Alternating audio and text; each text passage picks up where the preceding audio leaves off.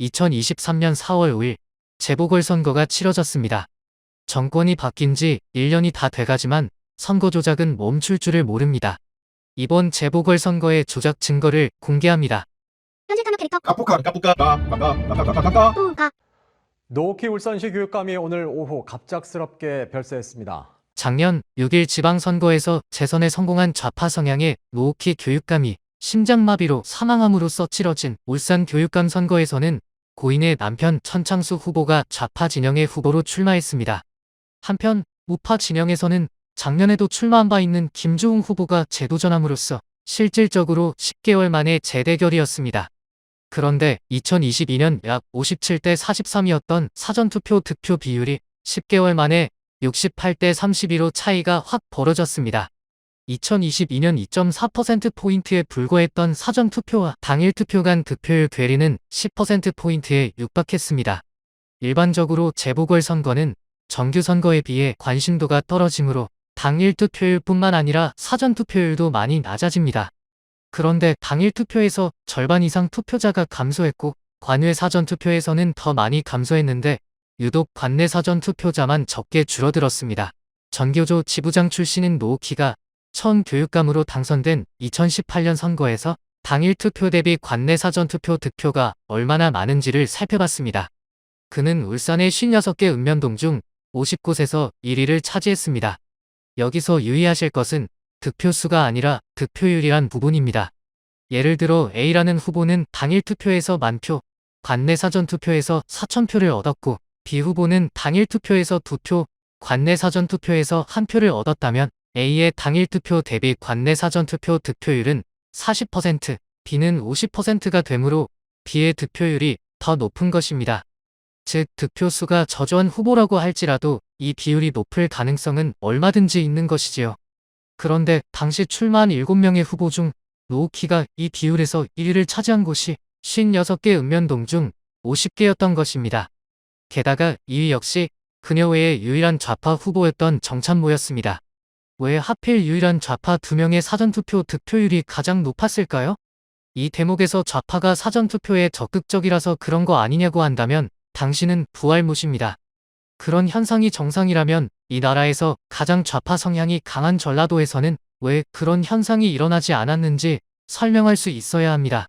그리고 노키는 김주홍과 처음으로 양자 대결을 벌인 작년 2022년 선거에서도 56개 읍면동 중 49개 읍면동에서 더 높은 당일 투표 대비 관내 사전투표 득표율을 보여줍니다. 그리고 한층 조작의 정도를 높인 올해 2023년 4월 5일 선거에서 그의 남편은 56개 읍면동 중 딱 한 곳만 빼고 55개 읍면동에서 더 높은 당일 투표 대비 관내 사전투표 득표율을 보여줍니다. 이렇게 되니 문재인이 개입한 당시 울산시장 선거도 궁금해집니다. 4명의 후보가 출마한 이 선거에서 마찬가지로 송철호와 타 후보의 당일 투표 대비 관내 사전투표 득표율을 확인해보니 송철호는 56개 읍면동 중 37개에서 1위를 차지했습니다. 김기현이 당일 투표 대비 관내 사전투표 득표율에서 송철호보다 높은 곳은 단 한 곳도 없었습니다. 그리고 교육감 선거에서와 마찬가지로 압도적 격차의 2위는 역시 좌파 후보였습니다. 이 모든 게 다 우연의 연속일까요? 4.15 총선 재검표에서 나온 일장기 투표지, 세로줄 투표지, 그리고 일부 빳빳한 투표지는 당일 투표지였고 6일 지선 개표소에 빳빳하게 뭉쳐있는 이재명의 투표지 역시 당일 투표지였습니다. 즉 사전투표 말고 당일 투표도 조작한다는 뜻인데요.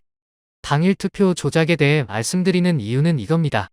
당일 투표에 가짜표를 더하면 분모가 커지므로 당일 투표 대비 사전투표 득표율은 낮아져야 되는데 민주당은 이 비율이 월등히 높으니 대체 사전투표 조작을 얼마나 심하게 했는지 짐작이 안 된다는 말씀을 드리려는 겁니다. 한편 이번 선거 때 울산에서는 교육감 선거 외에 구의원 선거도 있었습니다. 당일 투표에서는 국민의힘이 300여 표 많고 사전투표에서는 반대로 민주당이 500여 표 많았습니다. 사전투표와 당일 투표의 상반된 결과는 선거 조작의 대표적인 현상이지요. 게다가 투표자 수도 비정상입니다. 이 선거구의 2023년 당일 투표자 수는 6,708명으로 이는 2022년에 12,104명에서 45%가 감소한 숫자입니다. 또한 관외 사전투표자 수는 927명으로 이는 2022년에 2207명에서 58%가 감소한 숫자입니다. 반면 관내 사전투표자 수는 4909명으로 오히려 10개월 전에 4818명보다 2%가 증가했습니다. 이런 기현상 어떻게 설명할 수 있을까요? 그런데 교육감 선거는 울산 전체를 선거구로 하고 이 구의원 선거는 남구의 옥동과 신정 사동을 선거구로 하므로 두 선거구 사이에는 옥동과 신정 사동이라는 교집합이 존재합니다. 이 두 동의 당일 투표 결과입니다. 이렇게 구의원은 우파 후보, 교육감은 좌파 후보에게 엇갈리게 표를 주는 사람이 얼마나 될까요? 더군다나 울산 중에서도 특히 이 두 동이 속한 남구는 최대의 조작이 자행된 2020년 4.15 총선, 2022년 대선과 지선에서 모두 국민의힘이 압승을 거둔 우파 초강세 지역입니다. 게다가 이번에 구의원으로 당선된 민주당의 최덕종은 10개월 전 6일 지방선거 때 국민의힘 후보 2명에게 패해 3위에 그친 사람이었습니다. 당일 투표에서 이런 교차 현상이 나타났다는 것은 아까 소개해드린 물증과 더불어 당일 투표에서도 조작이 있었다는 또 하나의 통계적 증거입니다. 4.15 부정선거가 자행된 지 4년을 향해 가고 있지만 바뀐 것은 하나도 없습니다.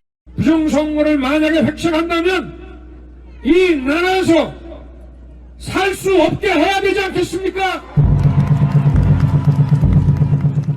대통령 후보 시절 경주 유세에서의 발언이 사탕발림이 아니었길 바랍니다. 윤석열 대통령을 향해 부정선거 수사를 촉구합니다. 많은 공유 부탁드립니다. 감사합니다.